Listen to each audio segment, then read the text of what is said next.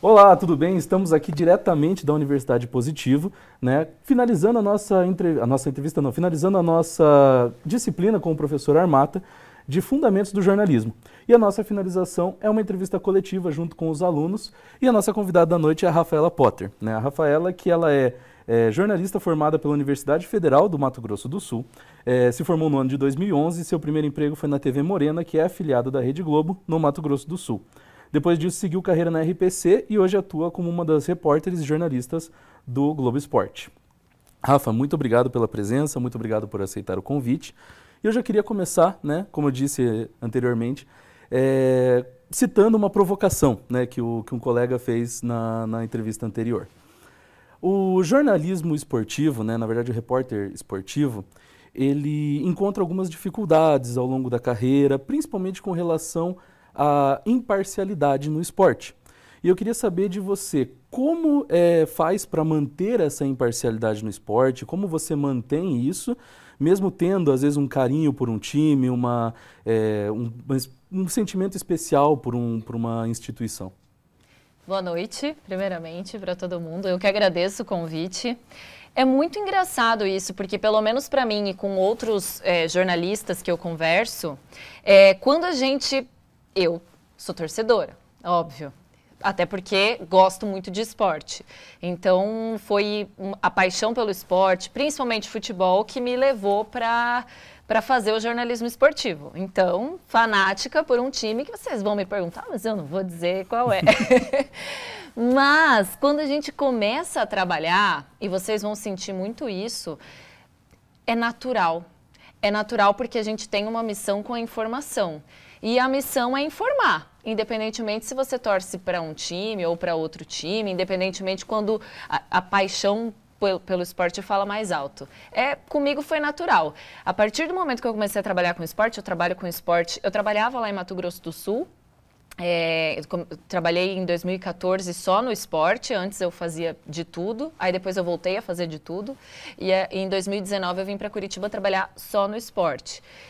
E foi muito automático, assim, muito automático, porque a sua missão é informar, é trazer informação, e nisso você vai continuar sendo apaixonado pelo seu time, pelo esporte, enfim, mas quando você entende que você precisa entrar ali para dar uma informação, você deixa isso de lado um pouquinho. Aí deixa só para quando você não está trabalhando. É Perfeito. muito natural.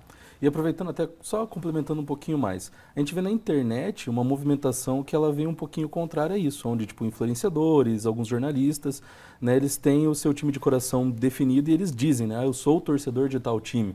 Né, um exemplo que eu cito, né, aí me fale, né, se ele é jornalista ou não, é o Fred do Desimpedidos, né, que ele diz que é palmeirense, até do próprio Desimpedidos o Bira, que diz que é santista, o Chikungunya, né, que fala que é São Paulino. Você vê esse movimento da internet que revela, que diz o seu time de coração, chegando na televisão algum dia? Não, até tem alguns jornalistas, enfim, até do Sport TV, que dizem para qual time torcem. Eu acho que não tem problema dizer para qual time você torce.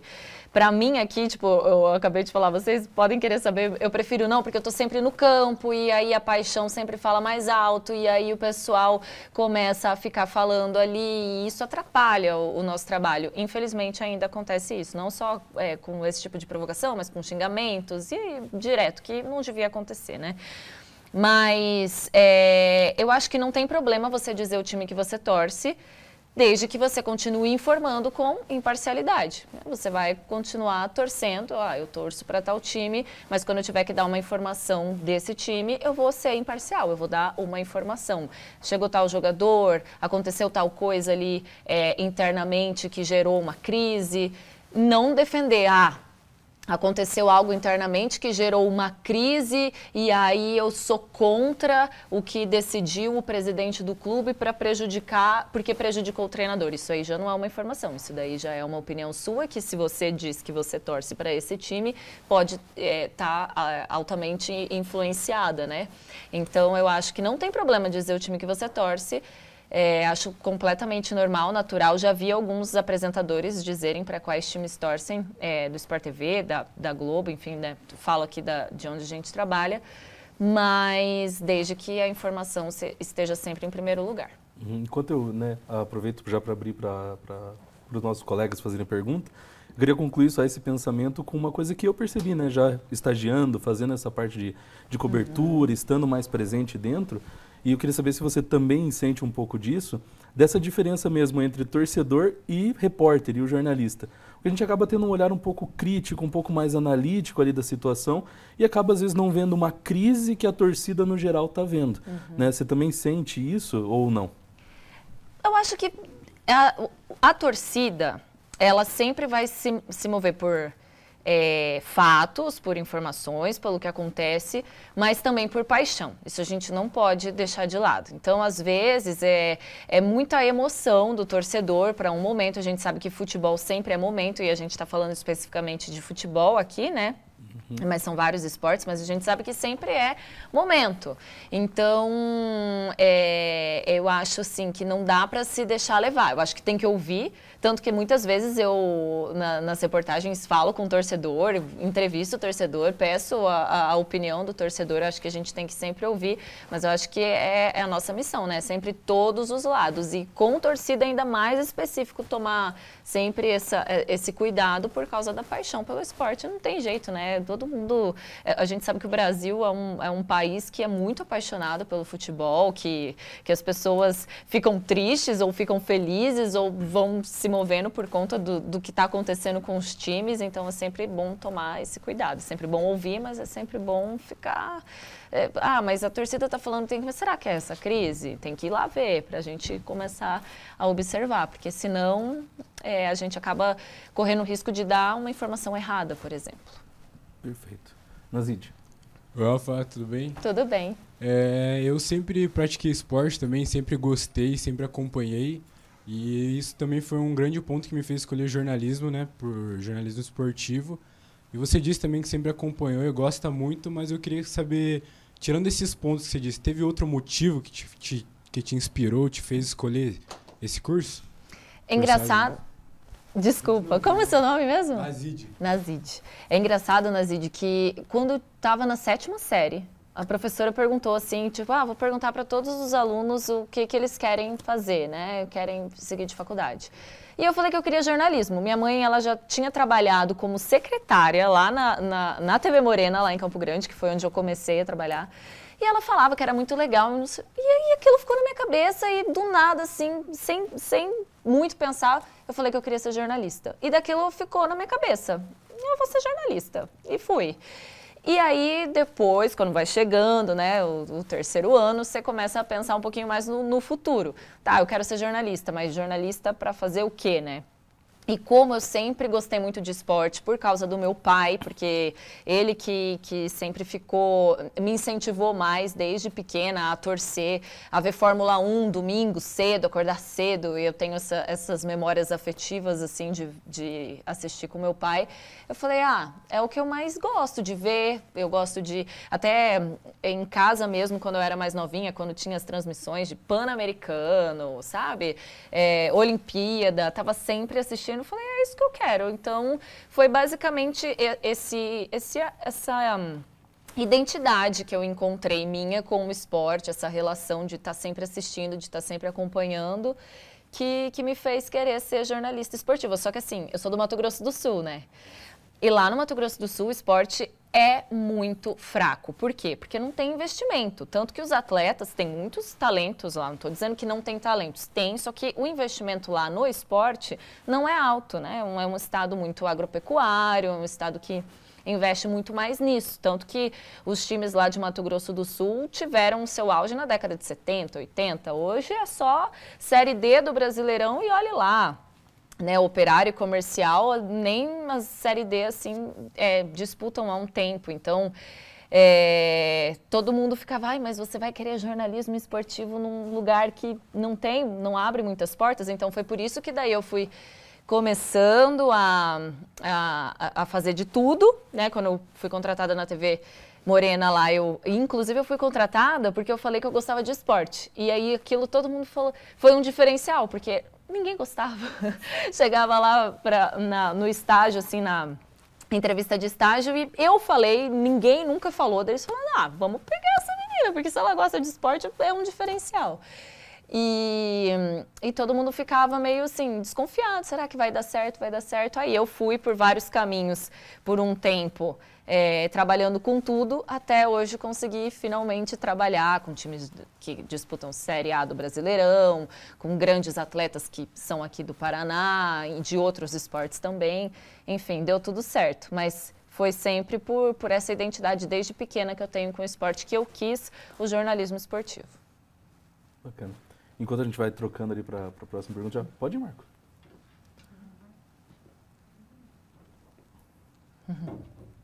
Pode. A princípio, a minha primeira dúvida em relação com veículos independentes. Tipo, aqui, dando aqui para a cidade de Curitiba, tem a Rede Coxa, tem a TV Furacão, para fora. De modo geral, você acredita que há realmente uma cobertura 100% imparcial, dependendo do jogo? Dependendo do que for aplicado à pauta? Eu acho que assim, você fala do jornalismo independente? Oi? Você fala Sim. só dos veículos independentes? Isso. Eu admiro muito o trabalho dos veículos independentes, porque eu também já tive um veículo independente lá no Mato Grosso do Sul. A gente tinha um blog e cobria a Série B do Campeonato Sul-Mato Grossense, sabe? E também o Campeonato Sul-Mato Grossense. Então eu admiro muito, porque é um tempo que você se dedica ali, muitas vezes, né, não tem muito o retorno, assim, se você for parar para pensar financeiro e tal. Então, eu acredito muito no trabalho, admiro muito o trabalho. Claro que depois, você falou da Rede Coxa, ela é mais específica, tem uma crítica maior. Ali é o Coritiba, né? Cobre o Coritiba, se for no caso do Atlético também. Eu acredito que são coberturas muito específicas, mas que podem sim ser imparciais sem nenhum problema. Eu acho que, aliás, é um ponto de partida muito legal, assim, para quem quer começar a trabalhar, chegar num outro veículo, enfim. Eu acho bem bacana, assim, uma oportunidade legal. Eu admiro bastante quem se dedica a isso. E são maneiras, né, da gente, enquanto vai trocando ali para a próxima pergunta, são maneiras de você realmente poder ter essa parcialidade, né, vamos colocar entre aspas, diretamente para o torcedor. Sim. Então é uma forma de você se comunicar diretamente com o torcedor daquele time. E eu acho que isso, né, tem crescido um pouco mais, é uma coisa que vai ganhando um pouco mais de força, mas que você ainda tem a parte imparcial, né, que vai atingir o público de uma forma geral, né, como, por exemplo, passando pela RPC, pela SBT, pela Band, né, ou então as transmissões de rádio, Banda B e Transamérica, que fazem essa cobertura mais imparcial. E daí você tem os veículos, né, como a Tretes, a Rede Coxa, Sim. o Força Coxa, né, me faltam o Furacão Live, que fazem essa transmissão mais voltada para os clubes, né, um pouco mais clubista. Sim, né? Que volta e meia a gente convida para dar uma entrevista, para falar sobre, enfim, participar das nossas reportagens. Eu acho bem legal. É específico, é diferente, mas acho que pode ser, sim, na medida do possível, especificamente. Porque imparcial não é só você falar bem ou mal do time. Imparcial é você dar a informação, né, correta, sem ter outros interesses, muitas vezes, né? Então, acho que dá tranquilamente, sendo que você se dedique apenas a informação de um time ou de outro. Perfeito. Boa noite, Rafa. Boa noite. Você disse em um podcast no ano passado, referente à questão do preconceito das mulheres inseridas no meio esportivo. Você disse que já melhorou muito, mas que ainda há muito a melhorar. O que falta para a gente chegar lá? Olha, é difícil dizer o que falta, porque tem pessoas que parecem que não querem mudar. É igual quando a gente vê, eu vou fazer uma comparação bem forte, briga nos estádios. As pessoas sabem que não pode brigar, as pessoas sabem que prejudica o time, as pessoas sabem que é absurdo, as pessoas sabem que isso é crime, né? Porque vandalismo é crime, as pessoas sabem que podem machucar uma outra pessoa e continuam brigando. Então, assim, são mentalidades de pessoas que não querem mudar, infelizmente. Então, eu acho que esse é a maior dificuldade. Apesar de que hoje a gente vê, eu estava vendo até, hoje é o dia, eu não quero errar, mas de luta contra o preconceito da LGBTQI+. Exatamente. Aí, tá vendo? Até eu tenho que ficar pensando aqui para eu não falar, para me atualizar. A gente tem que se atualizar. Todos os dias a gente tem que se atualizar. E a gente vê muito nos estádios essa mudança. Eu achei incrível o Ronaldo falando que não tem espaço para torcedor homofóbico no Cruzeiro. Eu achei isso, assim, um ponto importante, porque o clube tem que se manifestar, tem que dizer, não pode...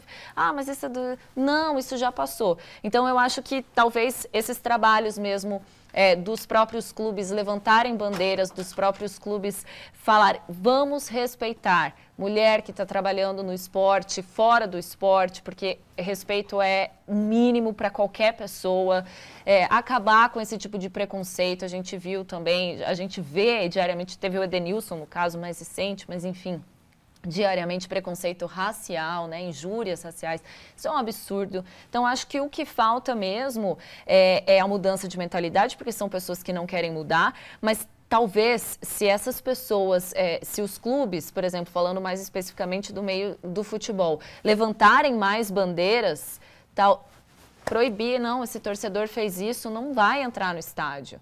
Esse torcedor invadiu o gramado, tá fora, não tem que ficar longe, sei lá quantos metros daqui, entendeu? Acho que tomar essas medidas ajudariam muito. E a gente vê, aos poucos, isso melhorando, a gente vê, aos poucos, os clubes se posicionando, mas acho que falta um pouquinho mais. Perfeito.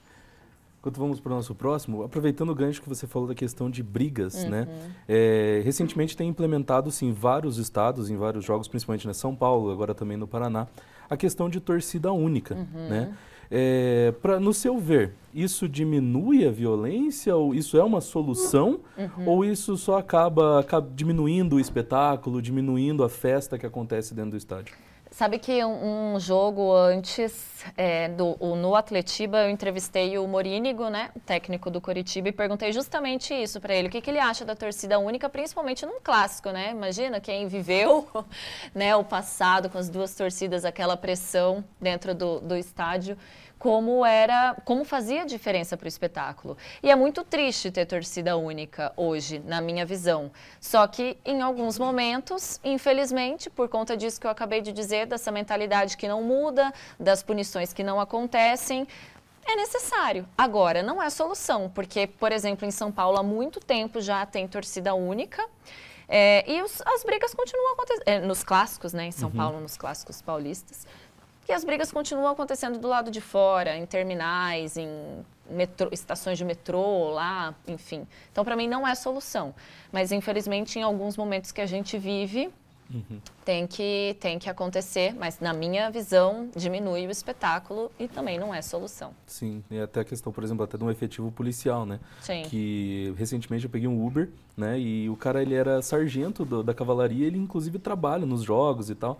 Eu tive uma conversa com ele ali, eu perguntei para ele também a mesma coisa com relação à torcida única. Na visão dele, ele falou, sim, é a solução e tudo mais. E eu até imaginei que fosse até numa questão de diminuir o efetivo policial no estádio. Só que não foi o que a gente viu no Atletiba. Né? Se você vê esse estacionamento lá de trabalho, né, do estádio, lotado, cheio de carros de polícia, lotado, caminhão da tropa de choque, né, dentro antes até na preparação ali, um monte de policiais, então realmente não foi faz feito muito sentido, né? uma troca de sai a torcida do Atlético, mas mantém-se o efetivo, mantém-se tudo como se eles estivessem ali. Exatamente. Bruno. Boa noite. Boa noite.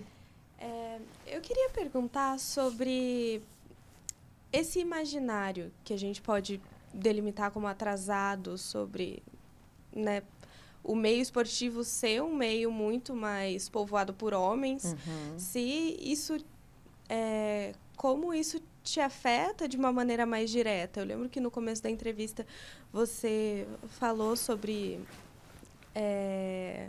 não se posicionar e, enfim, é uma escolha muito pessoal e pode não ter nada a ver, mas você sente que, de certa forma, você tem que se manter mais atada a um jornalismo mais tradicional, mais imparcial, para você não ser invalidada por ser mulher, para você não sentir que perde espaço, que... Eu entendi sua pergunta. Eu acho que sim, que não, no sentido de uma escolha de, por exemplo, não falar time, é mais porque... prefiro manter assim, sem que, como a gente está sempre ali no estádio, e é aqui, né, a torcida já sabe, fica bem ali. Então, eu prefiro seguir com o meu trabalho e não ter muito esse pessoal. Mas não é por achar que isso me invalidaria ou invalidaria o meu trabalho. Eu acho que não. O que a gente tem que estar sempre... quem quer invalidar o seu trabalho, sem ter nenhuma crítica ou senso ao jornalismo, e sim, porque você é mulher, porque você é uma repórter nova, aqui porque acham que você, enfim, não deveria estar ali, por exemplo, essas pessoas vão invalidar. Só que a gente tem que ser forte, tem que ser firme, eu não vou desistir. Não vou desistir, porque eu quero continuar com o meu trabalho. Eu sei o quanto eu tenho a capacidade, eu sei o quanto a gente aprende todos os dias e precisa melhorar todos os dias, mas a gente não pode ligar para isso não, porque senão a gente não trabalha, ainda mais no esporte, que, como você disse, ainda é um meio assim muito masculino, mas a gente já vê transmissões de futebol com 2 repórteres, por exemplo, a gente vê narrações de futebol com mulheres, isso não tinha, isso é muito recente. Se a gente for parar para pensar... Não é o primeiro ano, né, que tem uma narradora no Premier fazendo as transmissões da Série A. A Renata mesmo fazendo o Globo, porque não tinha isso. Eram sempre os homens. E aí ela começou ali no Sport TV, Premier, e aí ela foi sendo inserida na Globo. E aí tem a Renata, tem a Natália, tem a Renata Mendonça também. Falei da Renata Silveira, que é a narradora, mas tem a Renata Mendonça, que é comentarista. Então, não dá para desistir, porque quem vai querer... Você acha que não tem quando a Renata está comentando um jogo ou a Renata Silveira está... Eu já ouvi. Nossa, é horrível mulher narrando. Por que é horrível? Qual é a diferença? Porque não tem uma voz masculina? Qual a diferença? Então, eu já ouvi isso é puro preconceito e acho que a gente não pode... Vai existir, mas a gente tem que continuar, porque... Se a gente ficar parada no tempo, daí é uma vitória para quem quer ficar parado no tempo. E a gente quer sempre evoluir e seguir em frente. Eu acho que a gente está no caminho certo. Mas não é uma escolha assim por isso, não. Eu não ligo, não. E até acabam, às vezes, passando um pouco de pano, né? Por exemplo, se o narrador masculino errou, ok, não, só errou e tal. Sim. Não, uma narradora feminina, não, meu Deus, não pode, não é impossível. Sim. Né? Não Verdade. tem como. E até aproveitando, né, enquanto o Caleb já está indo ali, falando sobre o futebol feminino no Brasil, né, que a gente tem uma determinação da CBF que obriga os clubes da Série A a terem e manterem uma equipe feminina, né, e ela se faz necessária, né, nesse primeiro momento para que os clubes tenham esse investimento, né, que tenham esse repasse, né, do financeiro ali nessa parte. E eu queria saber, tipo, se além do financeiro, você não imagina que as TVs trazendo mais informações, trazendo mais essa parte do futebol feminino, também não traria uma força muito maior ali, uma relevância, né, um pouco maior para o esporte? A mídia tem que estar integrada e tem que, hoje, né, teve Brasil e Suécia transmitido ali na Rede Globo, enfim. Tem que ter mídia, tem que falar do esporte, porque se não fala, as pessoas até... no meio negócio, pensam que não é rentável, mas o futebol feminino, eu acho que é uma mentalidade ainda... Eu estava conversando até com a outra repórter do Globo Esporte, que é a Camila Barbieri, e ela estava falando, é uma oportunidade de negócio que os clubes não veem porque estão presos, talvez no passado, porque é o momento. Não dá dinheiro. Eles que pensam. Não sei se vocês já viram o que o Corinthians faz com o futebol feminino, que lota ali na Neoquímica Arena, é impressionante. E é o momento. Só que eu também acho isso, que para que mude essa mentalidade também tem que ter notícia todo dia, tem que falar do futebol feminino, tem que mostrar. Aqui tem um talento que é a Johnson, aqui no Paraná, que é uma garota revelação que está na seleção brasileira, que tem uma multa altíssima até para clubes da Europa, para tirarem ela daqui. Isso foi um motivo de alerta, assim, e questionamento. Mas uma menina tão jovem, com uma multa tão alta, quem impôs essa multa? Quem quer ganhar em cima dela, né? Isso é complicado, porque se você vai deixando, isso é informação. Isso é você mostrar o que está acontecendo, ficar em cima. Porque se a gente vai deixando uma menina como essa, que é um talento super grande, assim, no país, um talento nosso, brasileiro, alguém pode estar ganhando em cima dela e ela pode não estar ganhando nada, representando o nosso país, representando o Paraná, enfim. Então, tem que falar, tem que ter mais notícia. Eu acho que a gente tá nesse papel mesmo de começar a colocar mais o futebol feminino, né, no lugar que sempre deveria estar. Até porque traz o holofote ali, né? E daí a pessoa vai estar, não dá para fazer nada aqui nesse, tipo, uma treta aqui no sentido nisso, para que senão vai dar um problema. Exatamente. Caleb. Boa noite, Rafa, tudo bem? Boa noite, tudo. A minha pergunta é como você lidou com os erros que aconteceram, principalmente no início, né, que a gente sabe que nós vamos errar, que vai acontecer, mas como você lidou com isso e também como foram os seus primeiros passos no jornalismo esportivo lá em Mato Grosso do Sul. Como erros na profissão? Erros na profissão mesmo. Nossa, menina, é muito erro, né? Ainda mais quando a gente começa assim, meu Deus, eu lembro que tinha um ao vivo, não tinha nada a ver com esporte. Uma vez que eu era completamente inexperiente, lá em Corumbá, lá no Pantanal. Vocês assistem Pantanal? Eu amo Pantanal. Mas enfim, lá mesmo, lá em Corumbá. E eu tava com uma folha, contando uma história, ainda bem aquele jornalismo do passado, que hoje em dia a gente, né, as pessoas não ficam mais prestando atenção na história da praça. Era a história da praça, retomada lá, dos paraguaios lá em Corumbá. Minha folha voou. E aí eu não sabia mais em que ano que tinha acontecido o negócio, porque eu tava sem a folha. E aquilo eu achei muito engraçado. O auxiliar, que tava junto com o Cinegra, pegou a folha e começou, tipo assim, ó, me dá. Só que eu tava achando aquilo tão engraçado que se eu olhasse pra ele e pegasse a folha de volta, eu ia dar risada. Aí eu peguei e falei um outro ano, inventei na hora, eu não lembrei. E aí, quando voltou pro estúdio, o Bruno Grubert, que hoje é repórter na Globo Rio, começou lá comigo. Depois ele foi pro Nordeste, no Globo Recife, agora tá trabalhando no Rio de Janeiro. Corrigiu na hora. O que eu vou fazer? Como é que eu vou lidar com esse erro? Vou, né, chorar e tal? Não, eu vou entender que agora chega de ficar presa na folha, né? Porque pode acontecer um monte de coisa. Vamos entender o que eu tô falando.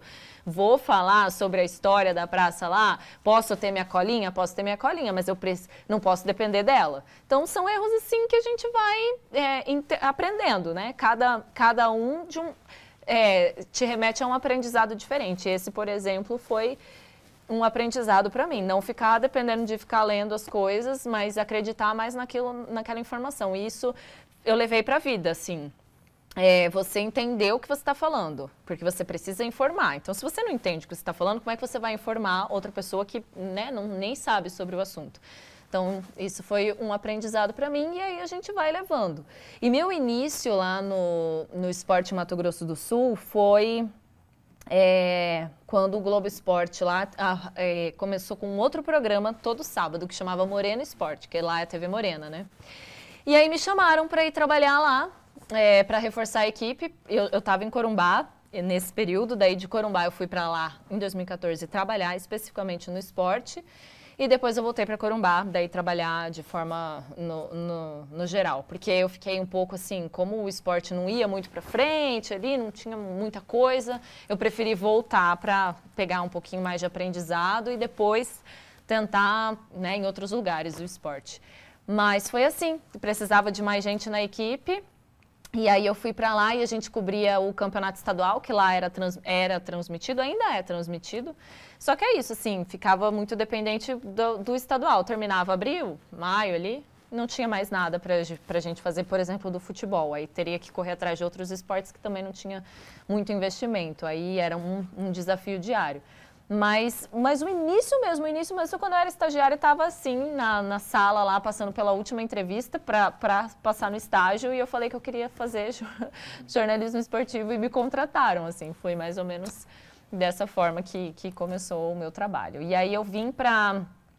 Eu estava quase desistindo do jornalismo esportivo, na verdade, assim, já estava bem, estava lá em Foz do Iguaçu antes de vir para cá, na RPC, pela RPC, Fronteira. Se vocês gostam de movimento, se vocês gostam de notícia toda hora, indico muito trabalhar em Fronteira. Corumbá era fronteira com a Bolívia, era notícia doidada, entrava na rede, né, como a gente fala nos jornais de rede, direto. Foz do Iguaçu, a mesma coisa, super indico.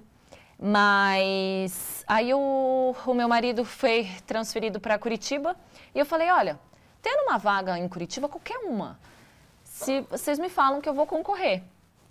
Daí eles falaram, você se interessaria por trabalhar no esporte? Eu falei, gente, mas óbvio, eu já nem lembrava mais, já nem tinha falado. Daí que deu certo de começar a trabalhar aqui e eu tô adorando e realizando o meu sonho de muito tempo atrás.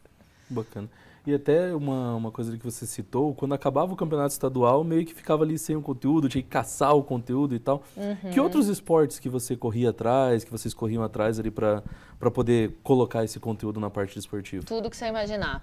Natação, atletismo. Não sei se vocês viram as Paralimpíadas, mas tem o Jacques Yeltsin, que ele ganhou provas, ganhou medalhas e ele é lá do Mato Grosso do Sul. Nossa, eu fiz muita reportagem com ele, mas muito, ele tá nessa luta, tentando sempre tá em níveis altos de competição, como os Jogos Paralímpicos, há muito tempo.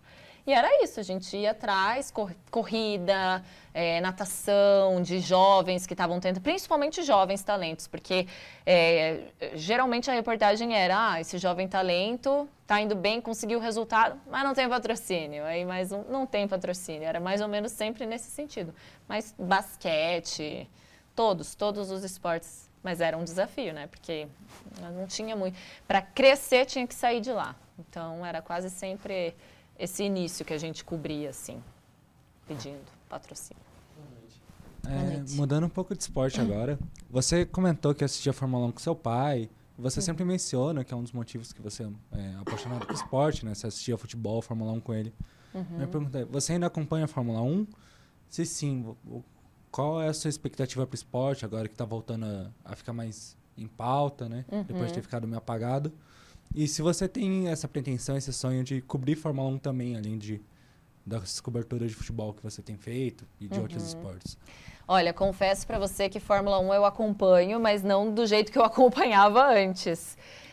Mas seria um sonho, meu Deus, se pudesse. Aliás, isso é muito legal no esporte, porque às vezes a gente fica muito preso a uma coisa só. A gente aqui fica às vezes muito preso ao futebol, mas a gente tem que estar ligado em tudo, né? Basquete, Fórmula 1, atletismo, natação, enfim, tudo. A gente tem que estar sempre de olho. Eu confesso que eu queria estar um pouquinho mais daquela paixão ainda que eu tinha, da época do Schumacher, da época... Eu tô velha, né, gente? Vocês são muito novinhos. Mas da época... eu peguei, assim, Barrichello, Schumacher, Felipe Massa, enfim... queria, mas ainda, mas assim, se falassem para eu trabalhar no Fórmula 1, mas eu estudo agora aqui na hora, ó, já tô indo para lá, porque é muito legal, muito emocionante.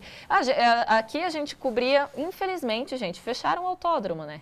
Vão fazer aquele projeto de condomínio, eu acho, fechado e tal. E a gente cobria aqui Stock Car. É muito legal, assim, ver o trabalho, a adrenalina, ouvir o som do motor, é muito legal. Fiz algumas transmissões de Stock Car, mas Curitiba acabou perdendo, né? Pra mim, triste, porque, poxa, um autódromo super legal, mas aí tem outro, não é com a gente, assim, né? Mas eu acho que perde um espaço super grande para o esporte de velocidade, para o automobilismo. Nessa parte que você citou até da Fórmula 1, o que me vem na lembrança, um dos manos que eu mais acompanhei foi quando o Rubinho tinha dado aquela arrancada, se não me engano ele estava na Haas, alguma assim, uma equipe assim que era diferente, nova, surgindo, era ele e mais um que eu não vou lembrar agora. Eu acho que eu sei. E eles ficavam alternando, e um ganha, outro ganha, um ganha, outro ganha, tipo, vai ser esse o primeiro ano do Rubinho sendo campeão da Fórmula 1 e tal. No final das contas não foi, né? Mas eu lembro de acompanhar esse ano muito, assim, com a Fórmula 1 correndo cedo e tal. E ele foi pra Stock, né? Ele tá no Stock Car. Ele tá correndo demais, né? Ele tá correndo muito bem. Muito legal. Até o filho dele também corre. É bem bacana. Muito bom. Boa noite. Boa noite. Eu queria perguntar se esse crescimento que a Fórmula 1 vem tendo ultimamente, você acha que se dá pela conexão que o Lewis Hamilton tem com o Brasil, e ele assume a todo tempo que o maior ídolo dele é o Ayrton Senna, e a corrida que teve recentemente em Interlagos foi incrível, até para quem não acompanha muito a Fórmula 1, dele balançando a bandeira e tal, se dá por isso. E se você acha que o jornalismo atualmente está tendo cacife o suficiente para absorver e retratar toda a complexidade que é o Lewis Hamilton, porque ele, muito além de um excelente atleta, ele é uma bandeira dentro da Fórmula 1. Sim. Porque toda a representatividade que é você ser um cara negro dentro de um esporte extremamente elitista e exclusivista como a Fórmula 1 é composta majoritariamente de pessoas brancas, você acha que o jornalismo está conseguindo absorver e passar isso? Porque a impressão que eu tenho constantemente é que eles tratam isso como se fosse mais uma pessoa qualquer. Eles não dão a devida importância para isso. Olha, eu acho que sim, eu acho que até por tudo isso, você conhece o Hamilton super bem, talvez você acompanhe ele um pouco mais, mas eu acho que se você conhece ele super bem, você ouviu muito falar dele, eu escuto demais, apesar de tá falando aqui, não vou falar de uma corrida dele, mas eu vou falar do grande cara que é o Hamilton, então eu acho assim que ele é uma bandeira para tudo mesmo na Fórmula 1.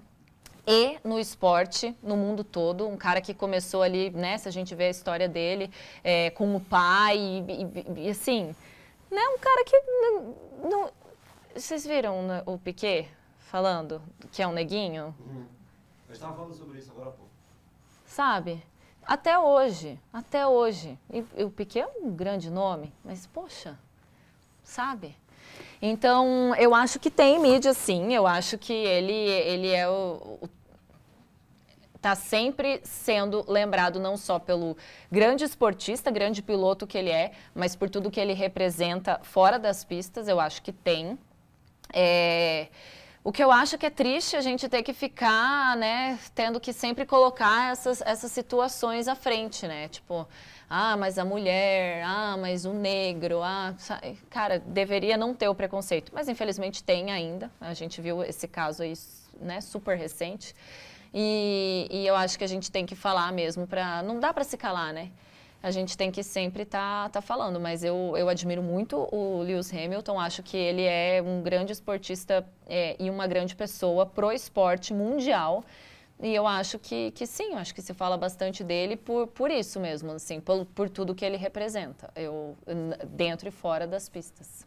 Sim, muito além, né, do só estar ele ali é na maravilhoso, Fórmula 1, né, só a gente? corrida. Ele é muito maravilhoso. Tá sofrendo um pouquinho agora pelas escolhas que a equipe acabou fazendo e tudo mais. Sim, isso dentro das pistas, mas ele continua sendo um cara que inspira, né? Um cara que inspira, porque é simplesmente pelo fato de ter o Lewis Hamilton, que é um piloto negro, que chegou lá, que já conquistou tanta coisa, que outras, às vezes crianças que estavam ali, né, vendo um esporte completamente elitista, que só vê pessoas brancas e ricas ali, fala, como é que eu vou ser piloto?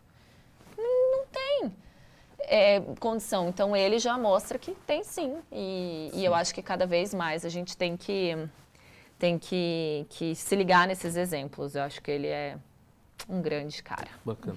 Aproveitando só antes de passar para o Marco, esse ano você acha que a disputa da Fórmula 1 vai ficar entre o Verstappen e o Sainz? Ou o Hamilton ainda pode surpreender e aparecer ali? Eu acho que ele ainda pode surpreender. Acho que pode. Eu fico com o meu Verstappen. Bem, Rafaela, ao decorrer da coletiva, você comentou que chegou até a pensar em desistir do jornalismo esportivo e tudo mais. Se você realmente tivesse aberto mão do jornalismo esportivo, qual que seria o ramo ainda dentro do jornal ou qual que seria a outra profissão, digamos assim? Sim, eu falei para vocês, né? Eu adoro Fronteira. Nossa, é muito bom. É muita adrenalina, é muita coisa que acontece. Então, acho que eu ficaria nesse... Eu não me mudaria de Foz do Iguaçu, para ser bem sincera para vocês. Eu adorei a cidade, o movimento de notícias é sempre muito importante, porque tem a Itaipu, tem as cataratas, tem, infelizmente, o lado ruim da fronteira, que é o contrabando, que é o tráfico, mas são notícias que você... Né, sempre que você dá, você está, de certa forma, contribuindo, sim, ou com o turismo da região, contribuindo com a sociedade com relação às apreensões, enfim, e operações da fronteira.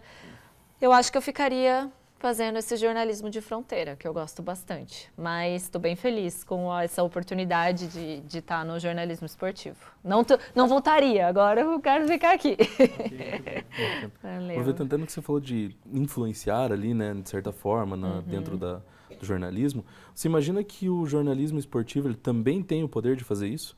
de influenciar, às vezes, numa performance do time, ou então no como o torcedor está lidando com aquela situação? Você imagina que tem como influenciar, o que isso já aconteceu, que você já tenha visto? Sim, e não só no futebol, eu acho que em vários esportes, assim, o próprio vôlei, por exemplo, brasileiro, masculino, que vinha como uma super grande potência há tantos anos, e aí começa a não ter resultado, e aí começam as coisas internas que aconteceram, até de posicionamentos políticos, enfim, e tudo isso é noticiado, né? Tudo isso vai se falando. E sim, eu acho que como o esporte é muito mental, eu acho que não é uma coisa assim, mas a imprensa derrubou o time, mas a imprensa derrubou o técnico.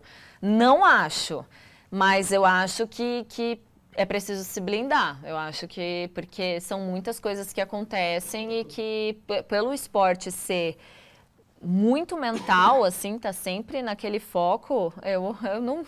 Se um treinador fala que não vê muita notícia quando tá naquele momento de crise, eu até entendo ele, porque se o momento é de crise, as notícias vão ser de crise. Então, se ele quer trabalhar aquilo e às vezes focar naquilo, né, melhor às vezes concentrar no problema para resolver do que concentrar no que se fala de fora, né? Sim. Mas eu acho que sim, eu acho que esporte é muito mente e que às vezes as notícias... Veja Simone Biles, que era na Olimpíada, desistiu. A menina é maravilhosa, a menina ganha tudo, mas ela não estava, ela estava se sentindo pressionada, ela falou que ela estava sem saúde mental para a competição, tipo, que são os Jogos Olímpicos, enfim. E ela desistiu, abriu mão de competir. Então, eu acho que sim, às vezes não é essa... É uma linha muito tênue, assim, né? A gente tem que estar sempre tomando bastante cuidado. É tanto para o lado positivo quanto para o lado negativo. Eu vi na lembrança agora, no meu início ali, né, em coletivas e tudo mais, que o Robinho tinha falado que não é porque a gente ganhou tantas ali seguidas que a gente tem que ver isso como uma forma boa. E daí seria o lance da mídia estar noticiando essa fase boa e acabar, né, o time pensando no psicológico, como você falou, não, estamos bem, somos super poderosos e acabar caindo num momento de crise. Então, exatamente, ela pode ser positiva, pode ser negativa e influenciar nessas duas maneiras. A Simone Biles sempre maravilhosa, sempre conquistando tudo, fazendo, né, saltos incríveis, apresentações incríveis, e o que se noticiava? Que ela era a incrível, a melhor. E isso acabou de... Mas isso não é uma mentira, era uma verdade, pelas coisas que ela sempre conquistou. Mas às vezes, né, pelo mental, acabou influenciando ela de forma negativa. Não é um interesse disso, não é um interesse de derrubá-la, não. O interesse era exaltar o quão boa ela é. Mas para ela acabou pegando um pouco mais pesado. E claro que não é só a mídia, né? É treino, é família, é muita coisa envolvida, né? Sim, mas colabora. Como acontece no caso, por exemplo, com o Vitor Roque, com o Kelvin, com o Igor Paixão, com o Natanael, que despontam e, né, tem que se blindar ali. O clube tem que chamar o psicólogo e falar, vai lá e conversa com o cara, dá uma segurada, porque senão ele vai subindo. João. Boa noite, Rafa, tudo bem? Boa noite, tudo. Uma pergunta que eu faria, que é relacionada, né, ao esporte, que eu acho interessante. Eu também trabalho numa TV e eu não sou muito voltado ao ramo ali do esporte. E eu já procurei entrar assim e já me deram notas, né, pra fazer sobre esporte. E, tipo, eu gosto muito do esporte, só que eu sou leigo, porque pelo fato que, por exemplo, pelo que eu entendi, pelo que eu vejo, dentro da área do jornalismo, você precisa estar muito dentro. Tá. Então, para você noticiar, você tem que ir, tipo, realmente estudar tal jogador, por que ele estava ali.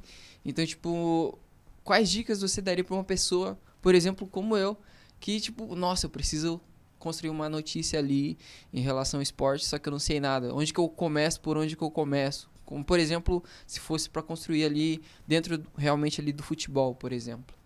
Essa é uma pergunta que, para mim, foi assim. Eu saí da fronteira, que, né, contrabando, né, turismo, muita coisa. Cheguei aqui, já era semifinal da Copa do Brasil, o Atlético eliminou o Grêmio. E foi para a final em 2019 e ganhou. Eu não conhecia aqueles jogadores. Eu não sabia, o máximo eu tinha visto falar uma coisa ou outra.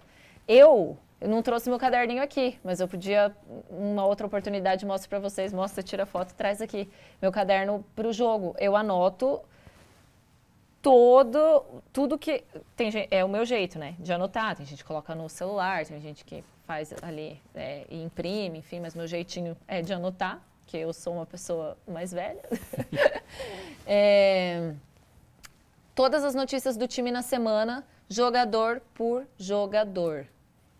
Vamos lá, o Coritiba, que foi o último time que eu cobri contra o Internacional. Rafael William, saber por que ele está ali no gol, por que o Muralha está fora, se o Muralha está nos planos. Na verdade, o Muralha foi relacionado, por que o Muralha estava ali relacionado. Por que o Egídio estava fora, depois entrou no segundo tempo. Todas as informações. Você tem que respirar. Você tem que respirar esporte. Porque é igual você falou. Você é leigo e você vai escrever uma nota e você não sabe nem por onde começar. Então, é trabalhoso. Mas a partir do momento que você já está ali, no começo vai ser trabalhoso, mas aí a partir do momento que você está ali acompanhando dia a dia, vai no treino, vai no jogo, vai observando jogador por jogador. Isso eu estou falando especificamente do futebol, mas isso acontece com a Fórmula 1, com o basquete, com tudo.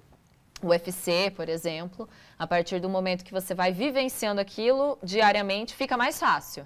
Mas é puxado. Eu, para ir para um jogo, por exemplo, fazer uma transmissão de um jogo, fazer a reportagem de campo, eu estudo 2, 3 dias antes. Mesmo já conheço, por exemplo, se vai o Coritiba ou o Atlético, que a gente já conhece até pelo diário, tudo muda, tudo vai mudando. Até então, por exemplo, o Muralha era titular absoluto, jogou com a mão aberta lá, levou 5 pontos e estava sendo ovacionado. Depois foi contra o Bragantino, né, teve uma falha, mais uma, e está fora dos planos do clube. Então tudo muda, tudo vai mudando. Então você tem que estar respirando aquilo toda hora, todo momento, para você entender. Leva um tempo e muita dedicação. Mas se você gosta, vale a pena. Perfeito. Vamos indo para nossas 2 últimas perguntas, né? Já deixar para quem quiser perguntar, poder já ir se posicionando. Mas se não, eu queria saber de você que a gente está começando. Estamos terminando o primeiro período agora, ainda temos mais 3 anos pela frente, né? Mas esse final é mais 3 anos. Como você imagina o jornalismo esportivo, ou o jornalismo, né, de forma geral, pode até falar dos dois, daqui a 4 anos, daqui a 5 anos? Né? Quais mudanças que a gente vai olhar, o que você imagina que vai acontecer até lá, que vai ser diferente e que a gente vai poder encontrar? Veja que eu formei em 2011, né? Então, muita coisa mudou. Eu já cheguei a apresentar jornal lá no meu estado, com aquela bancadinha assim, sabe? Que hoje só tem aquela chique do JN, mas eles mesmos levantam para conversar e tal. Então, muita coisa mudou. E eu espero, assim, que daqui 4 anos, quando vocês estejam formados, que vocês estejam saindo daqui, que eu tenho certeza que vocês são muito talentosos, que tenha espaço para esse talento, para fazer o novo, para fazer diferente, que mais mulheres estejam trabalhando, seja no jornalismo esportivo, seja no jornalismo geral, e que a gente esteja cada vez mais num ambiente muito aberto, que às vezes ainda está um pouco fechado, até por conta de preconceitos, mas muito aberto, muito criativo, com o mais importante, gente, é o que eu falo, o mais importante, a nossa missão é informar. Que a gente leve essa informação com sempre credibilidade e que também espero que as pessoas entendam isso, porque não é fácil, a gente se dedica muito, às vezes as pessoas acham que a gente está, principalmente televisão, né? Ah, tá ali porque vai aparecer, porque gosta de se aparecer. Ganha rios de dinheiro. Não ganha. Alguns sim, eu tô bem longe disso, mas enfim. Tem gente que romantiza, não, como eu posso dizer? Acha que a profissão é estrela. Acha que a profissão é mais ou menos, porque você aparece na TV, você é como se fosse uma estrela, e não é. Então, acho que assim, eu espero que daqui 3, 4 anos, essa missão de informar com credibilidade, ela seja mais compreensível para todas as pessoas, que as pessoas respeitem mais o nosso trabalho e que a gente tenha espaço com a nossa criatividade de contar a notícia de diversas formas, sempre com essa responsabilidade de informar. Sobre a pressão sobre os atletas. O brasileiro ele é muito competitivo, ainda mais quando está sendo representado internacionalmente. Né?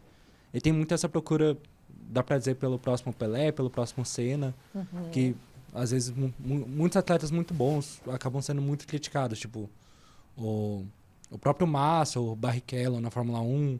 O Neymar, né? O Neymar, o Anderson Silva.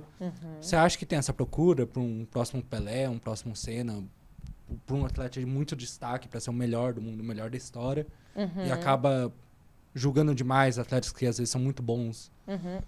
Eu acho que as comparações, elas acabam sendo inevitáveis. Isso não só pela imprensa, mas assim pelo próprio torcedor. A gente está até reproduzindo uma série do Penta no Globo Esporte, e o Penta me marcou muito em 2002.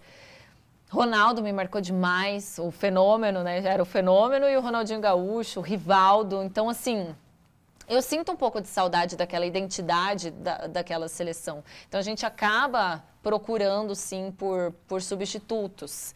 Não tem jeito, porque vai se comparando. Então, as comparações, elas vão sempre existir. E eu acho que sim, as mídias, as redes sociais, elas são muito complicadas, né? Porque tem pessoas que querem ir para as redes sociais, nem às vezes são jornalistas, e estão lá destilando ódio, a torto e a direito, por nada. Sem, né? Por um jogo que o cara não vai mal, no outro jogo o cara vai bem, faz o gol. O Neymar mesmo, muito criticado na Olimpíada, foi o dele, o pênalti que ele cobrou ali no fim, que deu pela primeira vez a medalha de ouro para o Brasil. Então, assim, eu acho que as comparações, elas vão sempre existir, mas assim, a gente como jornalista tem que sempre estar tomando bastante cuidado com relação a isso, porque saudosismo e lembrar daquilo, como tem essa série de reportagens do Penta, é importante, é legal, é notícia, é informação, porque não é só relembrando, vai contando os bastidores, coisas que talvez as pessoas não sabiam, coisas que a nova geração não viu. Então, isso é informar. Agora, comparar e exigir que tal jogador esteja no mesmo nível que Pelé, por exemplo, aí já é mais complicado. Acho que daí já foge um pouco do jornalismo e aí é difícil, assim, não é legal. Bacana. Então, para a gente poder encerrar, Rafa, eu queria que você falasse para a gente o que te motiva diariamente a ser jornalista. Todo dia você acorda, levanta e fala, cara, hoje eu vou fazer diferente, eu vou buscar ser melhor. O que te motiva? Eu acho que é isso que eu disse, assim, é saber que eu tenho essa missão de informar com responsabilidade para qualquer coisa. Acho que, porque, gente, assim, vocês que estão aqui começando, acho que jornalismo é realmente uma paixão, é uma coisa que você traz dentro de si. Não é qualquer, é como um médico, por exemplo. Eu não conseguiria ser médica, né, fazer uma cirurgia, não é para mim.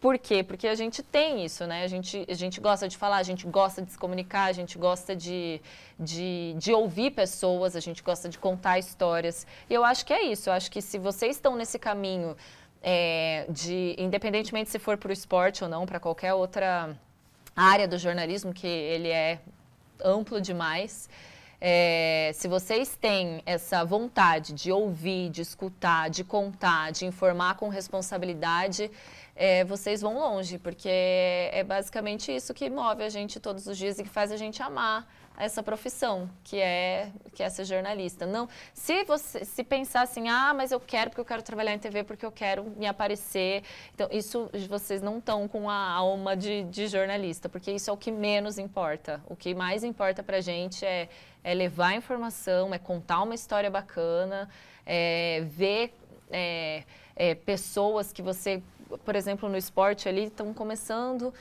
e depois estouram, assim, sabe? Isso aconteceu muito com a Ana Sátila na canoagem lá em Foz do Iguaçu, quando eu vejo ela ganhando medalha.